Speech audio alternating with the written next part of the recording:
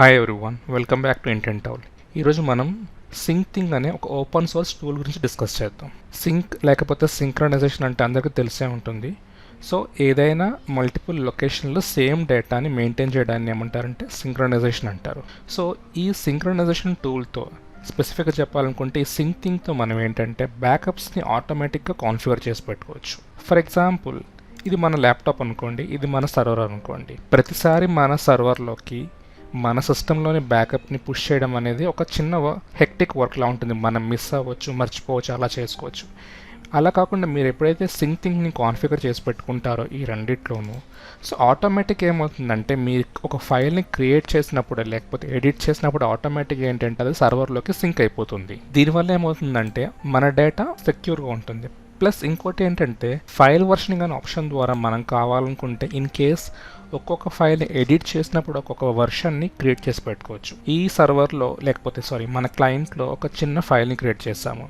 So అది ఇక్కడ ఏంటంటే ఒక ఇండివిజువల్ ఫైల్ వర్షన్ నెంబర్తో సేవ్ అవుతుంది. అలాగే దాన్ని ఎడిట్ చేయగానే ఇంకో ఫైల్ సేవ్ అవుతుంది. దానివల్ల ఏమవుతుందంటే మనం ప్రీవియస్ వర్షన్ లేకపోతే ప్రీవియస్లో మనం ఎడిట్ చేసిన ఫైల్ కావాలనుకుంటే సింపుల్గా మనం ఒక హిడెన్ ఫోల్డర్లు ఇవన్నీ సేవ్ అయి ఉంటాయి అనమాట. దాని నుంచి మనం రిట్రీవ్ చేసుకోవచ్చు అనమాట. దానివల్ల ఏమవుతుందంటే మన డేటా అనేది సెక్యూర్గా ఉంటుంది. ప్లస్ ఇంకోటి ఏంటంటే ఇది రెగ్యులర్గా కంటిన్యూస్గా సింక్ అవడం వల్ల ఏమవుతుందంటే జస్ట్ ఇన్ కేస్ మన సర్వర్ కానీ డౌన్ అయినా కానీ ఏంటంటే ఆ సేమ్ ఫైల్స్ మనకి మన క్లయింట్లో ఆటోమేటిక్ ఉంటాయి. లేదు మన క్లయింట్ డౌన్ అయినా కానీ ఏంటంటే ఆ డేటా మన సర్వర్లో ఉంటాయి అనమాట. ఇది ఎటువంటి సెంట్రలైజేషన్ సర్వర్ లేకపోవడం వల్ల బెనిఫిట్ ఇది అనమాట. 1 ఫెయిల్యూర్ అనేది ఎప్పుడు జరగదనమాట. ఒక కొత్త డివైస్ని నెట్వర్క్లో యాడ్ చేసుకుని సింపుల్గా దాంట్లో కూడా ఏంటంటే సింక్థింగ్ని యాడ్ చేసుకున్నారనుకోండి, ఈ కనిపిస్తున్న ఈ మూడు ఆటోమేటిక్గా సింక్ అవుతాయి అనమాట.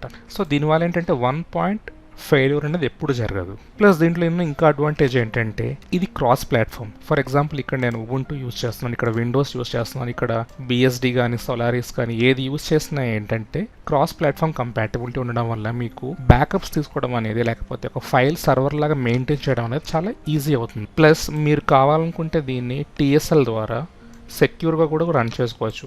మన ఆఫీస్ నెట్వర్క్లో కానీ మన హోమ్ నెట్వర్క్లో కానీ, లేదు రిమోట్ ఏరియాలో ఎక్కడైనా మీకంటూ ఒక స్టోరేజ్ ఏరియా ఉంటే దాంట్లో కూడా దీన్ని సింక్ చేసుకోవచ్చు. ఓకే, సో ఇప్పుడు ఈ సింక్థింగ్ని ఇన్స్టాల్ చేసి డేటాని ఎలా సెక్యూర్గా సింక్ చేసుకోవాలి చూద్దాం. బిఫోర్ దట్ నా వీడియోస్ మీకు యూస్ఫుల్గా ఉన్నాయనుకుంటే సబ్స్క్రైబ్ చేసి వీడియోని షేర్ చేయండి. అలాగే మీకు ఈ వీడియోస్ నచ్చితే లైక్ చేసి ఫ్రెండ్స్కి ఫ్యామిలీకి షేర్ చేయడం వల్ల ఏంటంటే నాకు హెల్ప్ఫుల్గా ఉంటుంది. Okay, back to the video. So ఈ సింక్థింగ్ నేను ఏంటంటే ఇప్పుడు 2 డివైజెస్లో ఇన్స్టాల్ చేస్తున్నాను. ఆల్రెడీ నేను విండోస్లో ఇన్స్టాల్ చేసి పెట్టున్నాను. సో దాన్ని నేను చూపించట్లేదు, మీకు ఐడియా ఉండే ఉంటుంది. ఓకే, సో జస్ట్ మీరు డౌన్లోడ్స్లోకి వెళ్ళిన తర్వాత ఈ కనిపిస్తున్న మీది 64 బిట్ అయితే 64 బిట్, 32 బిట్ అయితే 30 బిట్ ఇన్స్టాల్ చేసుకోవచ్చు. సో నేను ఇప్పుడు ఏం చేస్తున్నానంటే ఉబుంటూని మాత్రమే ఇన్స్టాల్ చేసి కాన్ఫిగర్ చేయడం చూపిస్తున్నాను. ఎందుకంటే నేను ప్రజెంట్ ఏంటంటే ఒక ఉబుంటూని సర్వర్లా మెయింటైన్ చేద్దాం అనుకుంటున్నాను. సో నేను ఇప్పుడు ఉబుంటూ 20.04ని యూస్ చేస్తున్నాను ప్రజెంట్ ఈ సింక్థింగ్ ఇన్స్టలేషన్ కోసం. అలాగే మనం ఏంటంటే ఈ ఉబుంటూ ప్యాకేజ్ని డౌన్లోడ్ చేసి ఇన్స్టాల్ చేసే బిఫోర్ ఏంటంటే దాన్ని పీజీపీ ఇన్స్టాల్ చేయాలి. నేను జస్ట్ ఏంటంటే కాపీ పేస్ట్ చేస్తున్నాను. ఈ లింక్ నేను డిస్క్రిప్షన్లో లీవ్ చేస్తున్నాను. పేస్ట్. సో ఫస్ట్ మనం ఏం చేసామంటే ఈ కనిపిస్తున్న జీపీజీ కీని డౌన్లోడ్ చేసుకున్నాం. సో దీనివల్ల ఏమవుతుందంటే యాప్ రెపోజిటరీలో ఇది సేవ్ అవుతుంది. నెక్స్ట్ మనకి స్టేబుల్ వర్షన్ కావాలి, ఈ సింక్థింగ్ ఒక స్టేబుల్ వర్షన్. దానికోసం ఏంటంటే ఈ స్పెసిఫిక్ లింక్ని కాపీ చేస్తున్నాను. అలాగే ఛానల్ అప్డేట్ కోసం ఈ లింక్ని ఈ కమాండ్ యూజ్ చేస్తున్నాను. ఓకే, ఇవన్నీ అయిన తర్వాత నెక్స్ట్ ఏంటంటే మనం జస్ట్ మీ ఉబుంటూ సర్వర్ అప్డేట్ అయ్యింటే పర్లేదు, లేదనుకుంటే అప్డేట్ చేసుకోండి. ఎందుకంటే అన్ని ప్యాకేజెస్ ఒకసారి అప్డేట్ అవ్వడం మంచిది, ఎటువంటి ప్రాబ్లమ్స్ ఉండకుండా ఉంటాయి. సో నేను స్పెసిఫిక్గా యాప్ అప్డేట్ అంటున్నాను.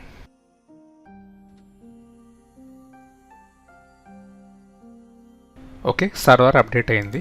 నెక్స్ట్ మనం ఏం చేస్తున్నామంటే clear sudo apt install syncthing.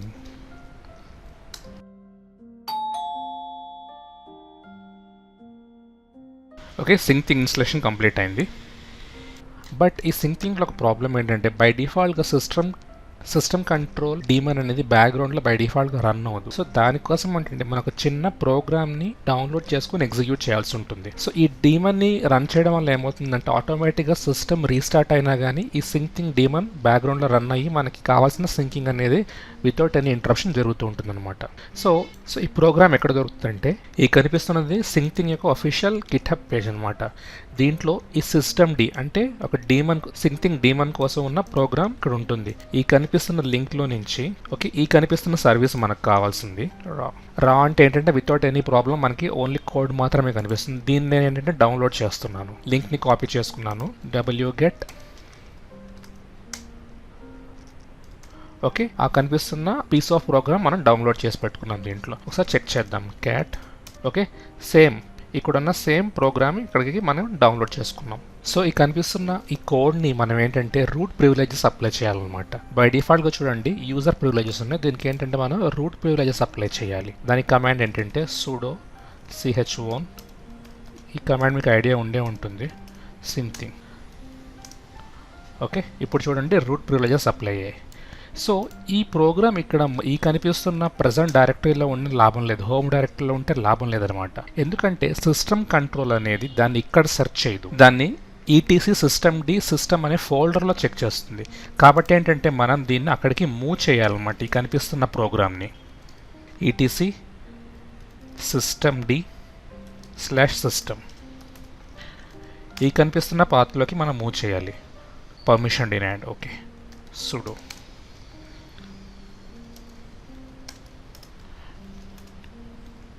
చూసారా ఇక్కడికి అది మూవ్ అయిపోయింది. సో ఈ డీమన్ అప్లై చేయడానికి కమాండ్ ఏంటంటే system control DAEMON reload. So ఎప్పుడైతే మీరు ఈ కమాండ్ యూస్ చేస్తారో ఇప్పుడు మనం అప్లై చేసిన కొత్తగా కాపీ చేసిన డీమన్ సింక్థింగ్ అనే డీమన్ అనేది అప్లై అవుతుంది అనమాట సిస్టంలో. నెక్స్ట్ మనం ఏం చేద్దామంటే సింక్థింగ్ డీమన్ని స్టార్ట్ చేసి ఎనేబుల్ చేద్దాం. దాని command system control enable Syncthing @nebula. Nebula అనేది ఏంటంటే మనం ప్రజెంట్ ఏ యూజర్ని అయితే యూజ్ చేస్తున్నాం, ఇక్కడ చూడండి నెబ్యులా అనే యూజర్ని ఇక్కడ యూజ్ చేస్తున్నాను. సేమ్ ఆ యూజర్తోనే ఈ సిస్టమ్ని మనం ఈ డీమన్ని మనం ఎనేబుల్ చేస్తున్నాం. పాస్వర్డ్ అలాగే దీన్ని స్టార్ట్ కూడా చేద్దాం.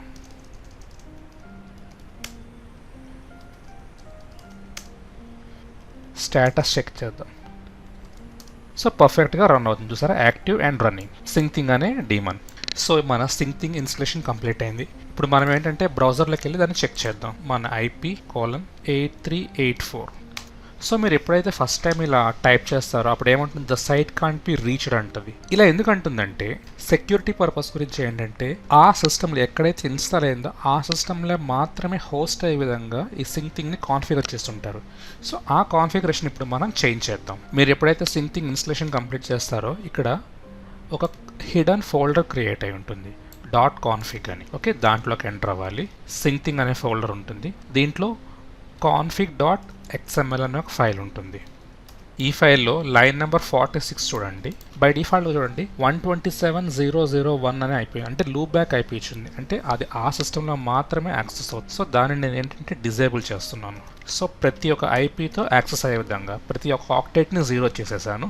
పోర్ట్ నెంబర్ వచ్చేసి బై డిఫాల్ట్ పోర్ట్ నెంబర్ 8384, దాన్ని అలాగే ఉంచుతున్నాను అనమాట. చేసిన తర్వాత మనం చేంజెస్ చేసిన XML ఫైల్స్ అప్లై అవ్వడానికి ఒకసారి సర్వీస్ని రీస్టార్ట్ చేద్దాం. System control restart @nebula. ఇప్పుడు చెక్ చేద్దాం. చూసారా ఆ చేంజ్ చేయగానే ఆటోమేటిక్గా సింక్థింగ్ వెబ్ పేజ్ ఎనేబుల్ అయింది. సో ఫస్ట్ టైం ఎప్పుడైతే మనం వెబ్ పేజ్లోకి లాగిన్ అవుతామో ఆటోమేటిక్గా ఏంటంటే ఒక చిన్న డేంజర్లా చూపిస్తుంది ఎక్స్క్లమేషన్ మార్క్. అదేంటంటే ఈ వెబ్ పేజ్లోకి లాగిన్ అవ్వడానికి పాస్వర్డ్ని చేంజ్ చేయమని.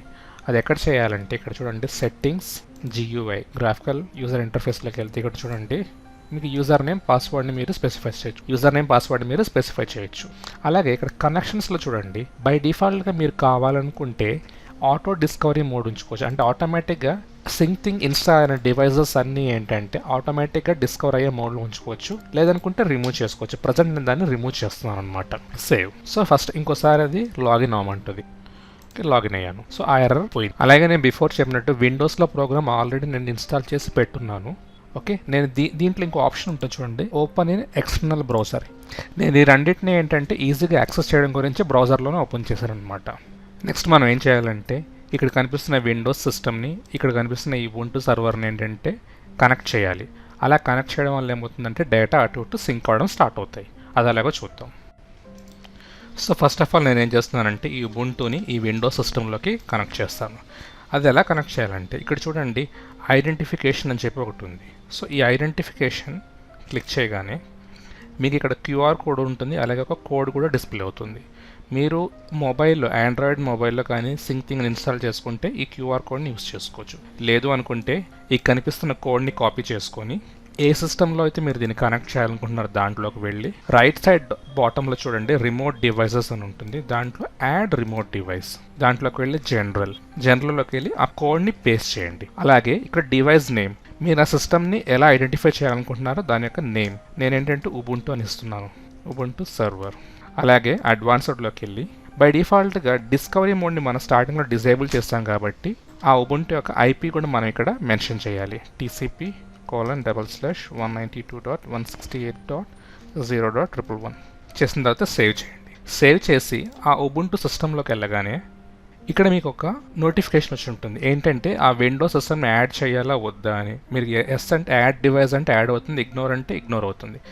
మనం యాడ్ చేయాలనుకుంటున్నాం కాబట్టి యాడ్ డివైస్ అన్నాం. సో ఆ డివైస్కి మనం నేమ్ ఇచ్చుకుందాం, విండోస్, సేవ్.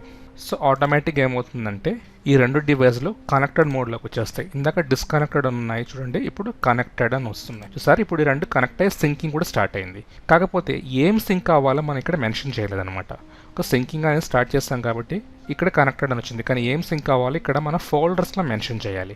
బై డిఫాల్ట్గా ఏంటంటే మీరు యూస్ చేస్తున్నది ubuntu లేకపోతే లైనక్స్ అయితే, ఒకసారి మన టెర్మినల్లోకి వెళ్దాం. చూసారు, ఎప్పుడైతే మనం సింక్థింగ్ ఇన్స్టాల్ చేస్తామో ఆటోమేటిక్గా సింక్ అని ఒక ఫోల్డర్ ఇక్కడ డిఫాల్ట్గా క్రియేట్ అవుతుంది అనమాట. దీంట్లోకి వచ్చి సింక్ అవుతాయి అనమాట ఇవి.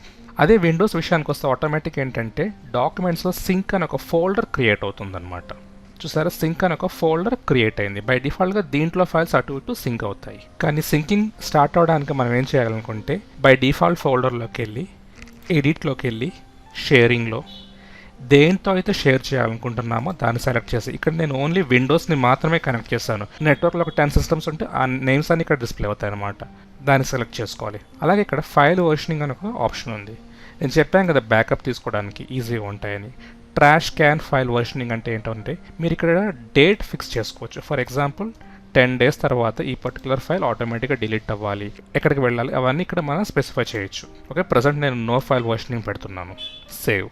చూసారు, ఇప్పుడు అప్ టు డేట్ అని వచ్చేసింది. అలాగే నేను విండోస్ సిస్టంలోకి వెళ్ళి అదే పని చేస్తున్నాను, ఎడిట్, షేరింగ్, ubuntu సర్వర్లోకి షేర్ అవ్వాలని చెప్పి ఇస్తున్నాను, సేవ్. ఓకే, ఇప్పుడు చూసారు ఇక్కడ ఫోల్డర్ అప్ టు డేట్, అలాగే సర్వర్స్ కూడా అప్ టు డేట్లో ఉన్నాయి. మనం ఒకసారికి వెళ్ళి చెక్ చేద్దాం. ఇక్కడ చూడండి విండోస్లో ఒక 2 ఫైల్స్ ఆల్రెడీ ఉన్నాయి, file1 మై అకౌంట్ అని చెప్పి. ఇక్కడ వచ్చాయో చెక్ చేద్దాం. చూసారా, ఆ 2 ఫైల్స్ ఇక్కడ డిస్ప్లే అవుతున్నాయి, file1 మై అకౌంట్. అంటే ఆటోమేటిక్గా సింకింగ్ ప్రాసెస్ అనేది స్టార్ట్ అయిపోయింది. సో ఇది ఇంకా కంటిన్యూస్గా సింక్ అవుతాయి అన్లెస్ అంటే మనం చేంజెస్ ఏమైనా చేస్తే. ఇక్కడ నేను ఒక కొత్త ఫైల్ని క్రియేట్ చేస్తాను, echo this is my backup server backup.txt. ఒక ఫైల్ని క్రియేట్ చేశాను, backup.txt. సింక్ అవ్వడానికి ఒక 15 seconds టైం పడుతుంది. చూసారా, ఆటోమేటిక్గా ఫైల్ క్రియేట్ అయింది. This is my backup server. Same file ఇక్కడికి సింక్ అవుతుంది అనమాట. ఇలా మనం సింక్రనైజేషన్ ఆటోమేటిక్గా క్రియేట్ చేసుకోవచ్చు అనమాట. ఇలా మనం మల్టిపుల్ సిస్టమ్స్ని కనెక్ట్ చేసుకోవచ్చు. దానివల్ల ఏమవుతుందంటే మనం సింక్ చేసిన folders across the network same files అన్ని చోట్ల సేవ్ అవుతాయి అనమాట. ఈ సింక్థింగ్లో ఒక డిసడ్వాంటేజ్ ఏంటంటే మీరు ఇది బ్యాకప్గా యూజ్ చేసుకుంటే పర్లేదు, అలా కాదు యాక్సెస్ చేయడానికి మాత్రమే యూజ్ చేసుకోవాలి అనుకుంటే ప్రాబ్లం ఏమవుతుందంటే హార్డ్ స్పేస్ ఎక్కువ అవుతుంది. ఎందుకంటే సేమ్ ఫైల్ ఇక్కడ కూడా కాపీ అవుతాయి కాబట్టి హార్డ్ స్పేస్ ఎక్కువ యూస్ అవుతుంది అనమాట. సో మీకు సింక్థింగ్ అర్థమైంది అనుకుంటున్నాను. మీకు ఏమైనా డౌట్స్ ఉంటే కామెంట్స్లో మెన్షన్ చేయండి. అలాగే ఛానల్ని సబ్స్క్రైబ్ చేసి ఫ్రెండ్స్ అండ్ ఫ్యామిలీతో షేర్ కూడా చేయండి. Thank you.